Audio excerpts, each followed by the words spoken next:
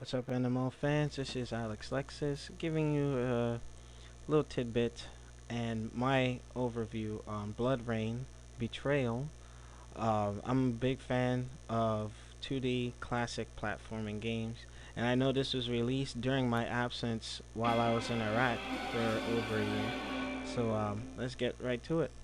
This game is published by Majesco Games, developed by WayForward Studios, and what I will say is they've created a really solid title, uh, except for a minor hiccups here and there. But I'll get into it further into the review.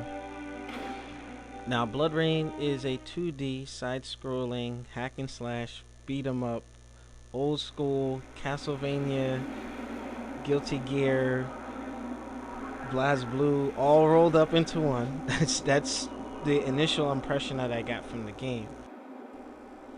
WayForward Studios did a really good job with capturing a really simple playstyle, arcade playstyle for the new generation. And, people like myself who like the old school 90s and late 80s style of play will definitely appreciate this. So it plays a lot like Strider and Ninja Gaiden, where you just run around and slashing people. Uh, with your basic weapon. Unfortunately, you don't have a lot of options in terms of having a melee weapon, so what you see is what you get. And Bloodrayne, she has two projectile weapons, one which you unlock later, and then you have the standard pistol that she uses at her disposal, which is pretty straightforward, which is a good thing. Now, in keeping the gameplay simple, which was smart, you can feel a lot of Mega Man X, a lot of if those of you who play Contra Hardcore Uprising, you got like the air dashing and all that good stuff. And for the most part, I would say the gameplay is solid, except for a couple of things that I would like to see in a possible sequel. If they were some way able to add a defense system, like a counter or a block per se, that would really help out when you're being swamped by enemies, especially those annoying guys with the pistols that shoot you from a distance and you're in the middle of a combo.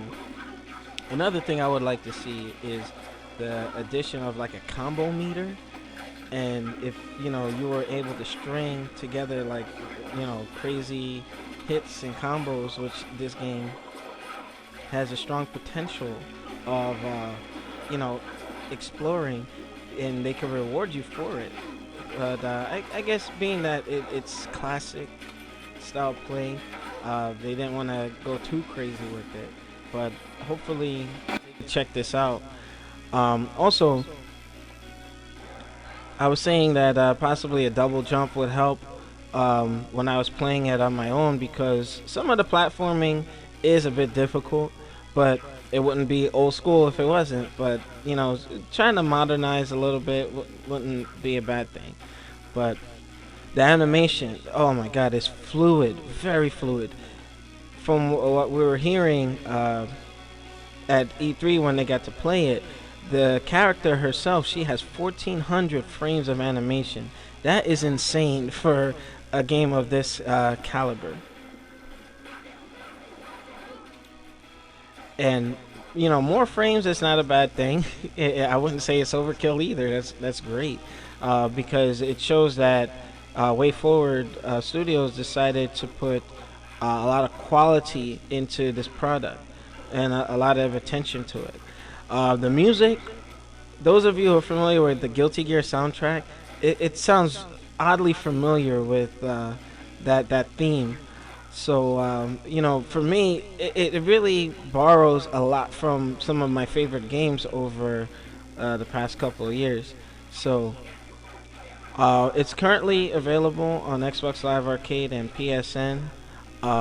It's 800 points. That's what I paid for it. But I'm not sure how much it costs on PSN. You may have to go and check it out for yourself.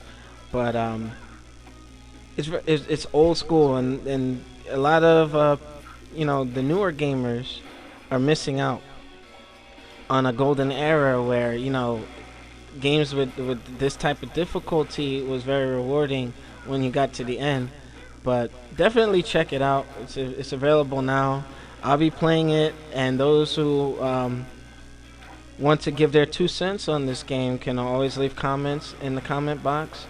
And what I'll start, well, in terms of score, the presentation gets a 10. It's kick-ass. It reminds me of Underworld, the Underworld saga with Celine. It feels like Guilty Gear in terms of like the graphics and the high res. Castlevania with the gothic look. I mean, it's really cool. So as you can see here at this part, it reminds me of Mega Man X when you're jumping back and forth, and Ninja Gaiden. So those of you who think I'm exaggerating when I say it borrows from great games, it's the truth. So check it out now, and I give the game overall 9.5. It's not perfect. It just has a couple of things it needs to fix. Things like more variety in enemy types instead of seeing the same guy, you know, with the blue shirt over and over and over. But this is Alexlexus coming at you. It's 2012. I'm back. We're gonna have some fun. Peace.